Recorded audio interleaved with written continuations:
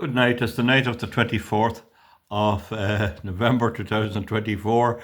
I'm fairly wrecked. I tell you, I've been out all day putting up posters and calling and canvassing, and I had an awful job to get white envelopes on a Sunday. I couldn't get them, and here I got them in deals.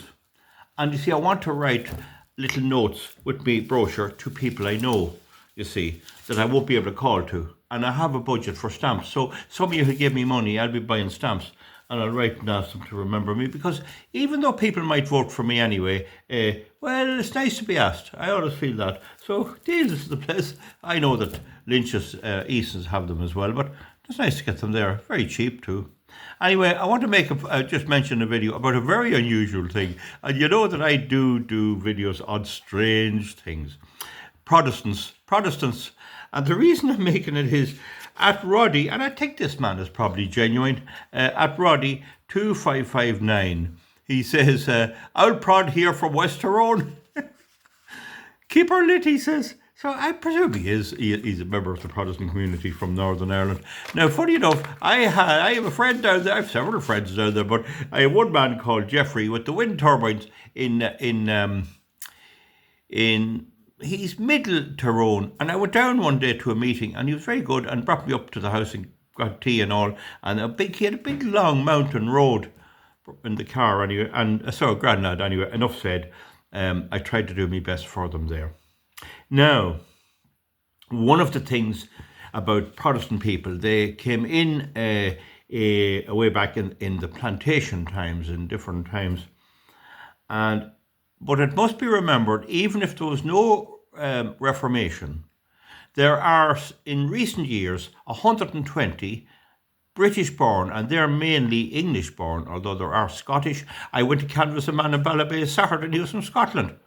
But there are 120,000 people from the UK. I'd say there's about 90,000 from England, living in the Irish state, in the Republic, or whatever you like to call it. So there would always have been movement of people from Britain here, particularly if there was land that could be bought, grabbed or whatever. That would always have happened. But the Reformation and the plantation put the British generals and military personnel, give them the land from the crown, and then they brought over some of these. So it's a very mixed thing. And I made a video on the border reavers. They're Johnsons, Comerfords, Nixons, Elliots. They are the border people, the border reaver. So the thing about them is they were great horsemen, and the English king tried to exterminate them because they were highwaymen, and some of them were sent over to Ireland. And they're in the north, and they're in Cavan and Monaghan. But one of the things about them was they weren't very religious. And if they met a nice woman who was a Catholic and she was nice and curvy, they'd change. So we have the names like that around of both religions. I'm only giving you the facts about it. The border reavers were not criminals. They were a wee bit dodgy, but they were love dealing. And to this day, anyone that's the breed of them, if they're doing a deal, that's when you'd see their eyes lighting up when they're doing a deal or getting a good deal. They love a deal, and they were dealing in horses big time, and then they were dealing in cars and dealing in all that. They're very big into wheeling and dealing. And there was a US President Nixon and US President Johnson were both the descendants of the reavers. Oh, they were very industrious. I have friends among them, good friends. They drink a drop too when they get a chance. Any event, that's Jeffrey from Tyrone and about Cavan. Now, they don't, generally speaking, Protestants down the south of Ireland don't commit crime. But I was stationed in North Monaghan. I was up in North Monaghan. And you see, the thing about me is, a lot of people I dealt with didn't realise a lot of the duty I was doing was a test. I was carrying out surveys in my head. I was only putting them through this. Well, I was doing my duty, but I was observing how they reacted. And there's no harm to convey some of this. But anyway, those two brothers, Davy and Willie, I can't say any more than that. Davy and Willie. And they're good, tough, hardy Protestant men. And Davy got into a row with a neighbour, and there was a bit of a whickum.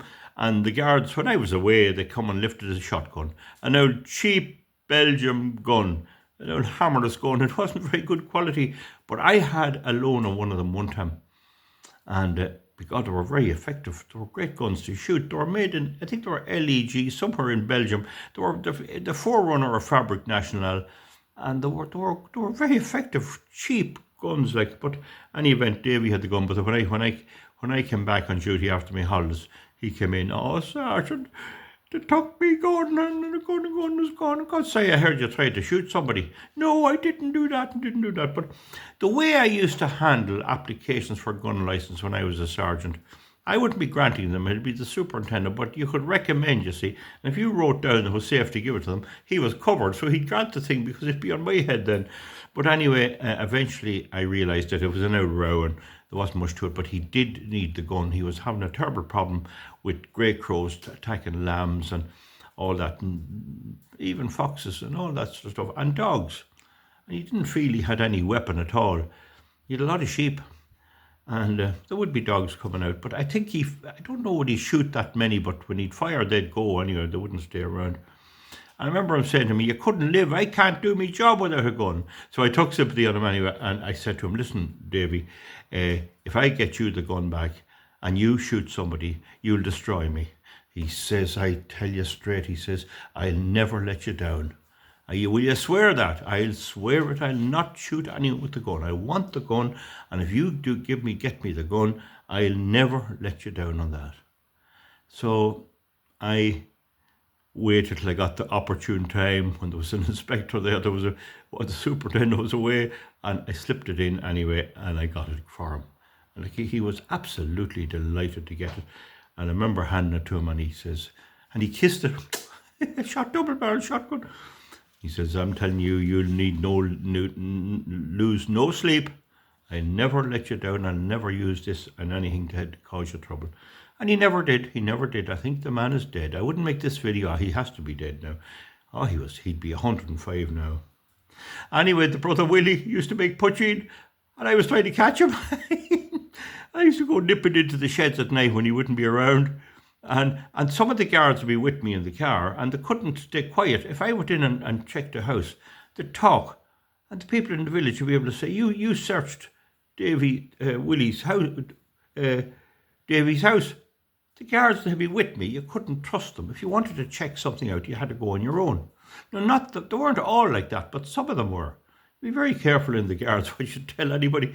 They couldn't hold that, especially if they got a few drinks up the town. Oh, they'd mouth it all. Some of them, now, not them all. I have to be very careful in that, but there was always the one or two. In any event, Willie did make it up a poiteen, and I never managed to catch him. Much to me regret. It is a blight on my character. I didn't catch you with Davy with the poiteen. And now, I'll tell you one thing, I wouldn't drink it. I'd say it'd be fair old tack. I'd say the hygiene wouldn't be great. I'd say it'd be sealed around the top with somebody told me to see them making it, with layers mash. He'd have layers mash, for feeding hens. Anyway, he decided to go to the 12th of July march in Lisnaskea. Good Protestant man. No, he wasn't in the Orange Order, but he was going down and do a bit of marching. But unfortunately, he drank a bit too much poiteen, and it was a lovely day. And he got obstreperous, as to say. He got awkward. And there was a big RUC, probably an inspector or superintendent, and he was one of these guys, I'd say, who served in the army. He was semi-military kind of a lad, and he had a Sam Brown belt, but he had a stick with a brass end on it. And this was their big day. They weren't necessarily all bigoted now. I don't think there were all. There would be some would be against Catholics because of the United Ireland thing, but a lot of them lived and let lived among people for years. But anyway, Davy got thick, and Davy decided he was going to march, and the RUC super and the Grand Master didn't want him because he was drunk, and he wasn't even cleaned up. Didn't want him among all the lovely men with their big swords and everything. But Davy decided he was going to march anyway, and one way or another was a bit of a hustle. And somebody knocked Davy down, and he fell down along the side of the RUC officer's leg. He kind of fell down, well boozed. And the RUC man gave him a tip of the stick, and Davy caught him by the calf of the leg and bit him. He bit him. Now, I'll not say he took a lump out. That'd be a wee bit much. But he gave him a good bite. A good sore bite, like a dog would give you.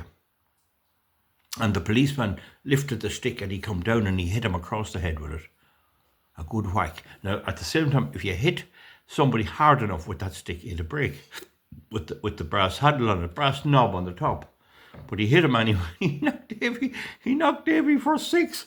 And they had to get a car and get him into it and get him up into the barracks and lock him up for a while. So anyway, about 2 days later he was back, and I heard the whole story from other Protestant people who was down at the march. Now, in Cavan they don't normally go down much, although there is a march in Red Hills. I'll talk about that later. And there's one in Rossnowla in 2020. But Davy was giving out stink, and he didn't know was I was analysing the attitude of a working class Protestant man to a bit of police brutality. And he was giving out stink. But I think they never summons the burden. They never think, I don't know, did some of them ring us down to say that fella's giving us awful trouble, you want to watch him? I don't know. I couldn't stop laughing at the whole thing. I just couldn't stop laughing. Anyway, that's basically the story about Davy. He was full of poiteen. A while later, there was English fishermen fishing on the lake, and their fishing gear was going. Now, in our part of the world, if you were fishing and you leave your fishing rod around the lake, you could go for the dinner and come back. You mightn't go overnight, but you could go for your lunch and come back and just leave all there. It's not traditional to take fishing rods and that, but this stuff was stolen and for sale as well. And I suspected Davy, and I had him in. Anyway, no, I didn't arrest him. We didn't arrest people and bring them in. We took them down here. You know, like I didn't see the point in you're arrested under section 16 and this and that. Come down here, quick. What's wrong? The fishing rod's gone and you took them. I did not, and he denied it anyway. But what did I do? Only I got the Bible. There was a Bible in the station for swearing warrants in the court and go to court. And I got given this calculator. We'd say, I give them. Now say, Davy, there's the calculator. There's the Bible. Take that in your right hand and swear after me that you didn't take it. He wouldn't do it. He wouldn't do it. I knew he took the fishing rods. I also knew he wouldn't swear on the Bible. And that proved that his Protestant religion meant something. He did believe it. If he didn't believe it, he'd have taken the Bible and he said, I swear it, even though I knew it was a lie. But he wouldn't do it. And didn't solve the case. I don't think I ever got the stuff, but it quit anyway. He didn't do it anymore. I don't know when I bother summons him. I might have summoned him had he catch him. We wouldn't beat them now. We'd do something on him. I don't know what we'd do. We'd make him pay us money and give it to some charity or other. But anyway, that was the Bowl Davy anyway. And there was another very fundamental Protestant man up there, and they were a family of very, very fundamental religion.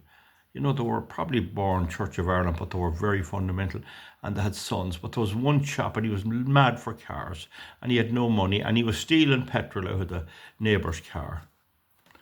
And some of the guards in the station were doing him, and God, you know, I didn't have the heart to do it. If he was my son, I'd give him a few pounds for petrol. The father was strict. I didn't see the point in it. I didn't have my heart in prosecuting the young lad. I don't know what happened. Was he up in court or something? But eventually, anyway, he was a bit wild in the car, and he loved cars. And if it was me, I'd have been giving him a little money, but I'd have been keeping him from driving too fast. But he crashed into a pier and he was killed. I was terribly sorry for him. 24 years of age. I was very sorry for him. I thought it very, very sad, the whole thing. But up in the north now, up in Northern Ireland, in the 6 counties, the Protestants they do crime and everything the same as everyone else. They're all just a mix of everyone. You know, there's alcoholics among them and everything, and heavy drinkers, and be fighting and everything, fighting with the wives and domestic disputes, the same as everywhere. In Southern Ireland, you rarely get that happening. Very rare. Anyway, that's that poor man. Anyway, may God be good to him. Now, the Stonewall Church near Ballybor is one of those type of evangelical churches, Christian churches. I'm only saying it. It's there. They have a reasonably good community. Now, anyway, another thing is that the Baptist congregation in Cavan, I don't know what they always there, but they decided to get together and they built a church up at where Finnegan's Funeral Home now is, and it's a Baptist church. There was a tank in it where you had to be dipped, and you couldn't be baptized until you were a certain age. And that's the very same as the Amish in America, a clan that I went to visit. I'm fascinated with those kind of people.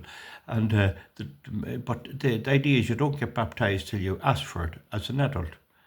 And they're a bit like that. Now, don't hold me on it because I'm not too good at these religions. Anyway, they had the local minister and all was going all right. They opened the place, but it was right beside the council housing estate. And the next thing, the crime started. The windows were broken. They broke in looking for money, but worse, it was used as a place for local lads drinking, maybe doing a bit of old drugs and things, and all about. And when they'd be there, then they'd open the window, force open the window. And on one occasion, they stole the radio. The reverend gentleman had a radio. I think it was for certain. Oh, I tell you what it was. There was a Sunday night Christian program. Jean Maxwell was running it from Stonebridge. They say she's still around. A prayer thing and all that. And I think they used to come in and listen to that. It was the same sort of stuff. There's a church in Stonebridge. Look, I'm not going to give you the exact denomination, but in any event, they were getting a terrible trouble anyway.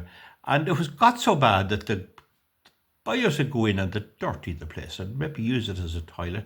And I come to the conclusion that it was more crime and boredom and having this nice building beside them that was causing it. It wasn't really anti-Protestant fervent. I didn't think there was anyway. But anyway, I was in liaison with the minister and I was not happy with any denomination or any Protestants or anybody else not being allowed to practice their faith.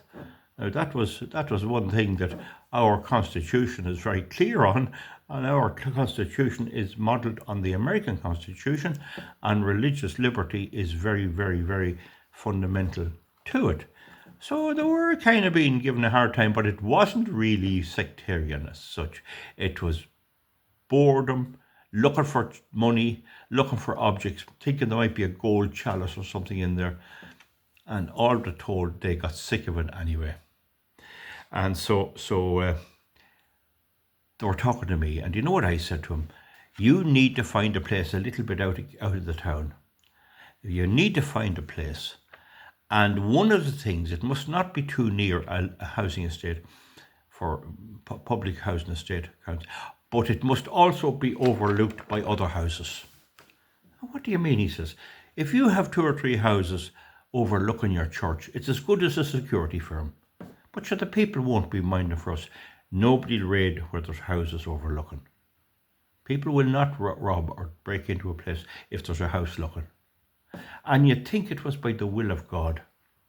Because within about 2 weeks, a good big 2-story house owned by a man who was a teacher and his family, and he wanted a transfer to another part of the country, and he got it. Him and the wife got it. There were 2 teachers, and they had a family, and they got it. And sure enough, the Reverend, and there was a chap working with him. You know the way there'd be a lad keeping things clean and that. And very much, I think they're a kind of evangelical. Well, they're Cavan Baptist Church anyway. But they put a bid on it. And it went on a bit, and eventually they managed to buy it. And he rang me and he says, we got a place. I wonder what do you think of it? And I went down and looked at it, and I said, it couldn't be better. For it's a wee bit out of town. There's parking place and all. And you have 3 houses overlooking. I don't know who, they're ordinary people anyway. They're ordinary local people overlooking you. You're on the pig's back. You can't go wrong. So then they built a church built into it, sort of sideways into it. So they had the church. And then they used the house as a place for people who come from abroad. Maybe they could come from France or England or America or Canada. And they could go to church, meet and all, and actually have board up in the house. Not a good idea. Talk about it working out. Now, their congregation, I'd say, would be about 280, and they would all be well-to-do, so money wouldn't be a problem. But they're living there in peace. You wouldn't know they existed. You wouldn't know there's no noise out of them or anything. So I have to take a bit of credit for that. I often shake my hands, but it's not everyone would think about this thing of having houses overlooking you. It's as good as a security firm. Nobody will go in there when that's around. And also the fact that the house is attached to the church means there could be somebody living there. It must be there 20 years. Not a bother. Anyway, to finish off, that was a good story, and I was glad as a policeman to be able to see that they got their church going. I thought that was very important. And we got the thing sorted, and that was absolutely great. I don't think many policemen in Gardaí would even think like I did. But I had that whole principle about religious liberty. Anyway, so I always found my Protestant neighbours to be hard-working and honest and friendly and good. And if you're in a hobble, as my father said, to give you anything, only money. But if you're in trouble or anything like that, they'll be very good neighbours. They love cattle and they love sheep. They love livestock. But sure, cattle kind of get into you. You know, they do sort of get into you. I had no cattle for a while. I didn't feel right at all. It was like I had no clothes on me. So, and of course, when they start to cut the silage in the month of late May, everyone starts cutting because they have the weather down to a T. And they are in the same problem as many of ourselves. They educate their children, and their children have massive, great lives away and won't work on the farm. Some of them they just have, and they love to go to Canada and Australia. Usually, well, they go to America too, but usually former British held places. They do go there. They get, of course, they fit in there like a hand in a glove. They just fit into it, you know, and they go away. But then the trouble is, they mightn't want to come back, and that's a bit of a trouble. One of my old friends, I actually went for the council one time, and he voted for me, and his wife did too. He used to always say about the weather, there will always come a day for to do work on a farm, if you're ready. He hated to see anyone sharpening up the knife with the mowing mill or fixing a machine on the good day. The wet day was the day to fix the machine and be ready for it. There'll always come a day if you're ready for it. Now, that brings me to the point of Sinn Féin's manifesto, and I'm not here to bash any party, about the possibility of a united Ireland. My attitude is simple. Socialism is wrong. Socialism is an obsolete term. If you need socialists, if you're a poor person and you want a socialist government to pull you up, you're hoping the day will come when you won't need government. You want to go on your own. Socialism should run out of road. It shouldn't be needed. And it seems to me that political parties that want socialism want poor people forever. And it could explain why they want to be always bringing in migrants, for they want a new crop of poor people to ply their trade. I don't agree. I'd like to see everyone getting on and being independent and making their own lives. I heard recently, in a socialist state, you queue up for bread. In a capitalist state, the bread queues up for you. If we want a united Ireland, we want our good conservative principles, the principles I'm standing for election for. And we can't force it. We have our Good Friday Agreement, in case anyone doesn't know, and any of that can only happen by the consent of the people. Give us conservative government, no old vulture funds, let people buy their houses, let people live the way they want. We all know what we want to do, what we love to do. Protestant people love going to marts, and the Hamish in America love going to markets and auctions for horses and cattle. And sure, I'm not much different. Not much different at all. No, the answer is good, solid conservatism, good, solid values, good, solid Christian values. And, I can't really say any more. And massive migration is not the answer. So if we want a united Ireland, it's the form of government I wish for that is the best way to go about it. Anyway, that's my feeling on this whole thing, and some of the experiences I had with Protestant people. There was a Protestant chap joined the Guards. He stationed with me in Dublin.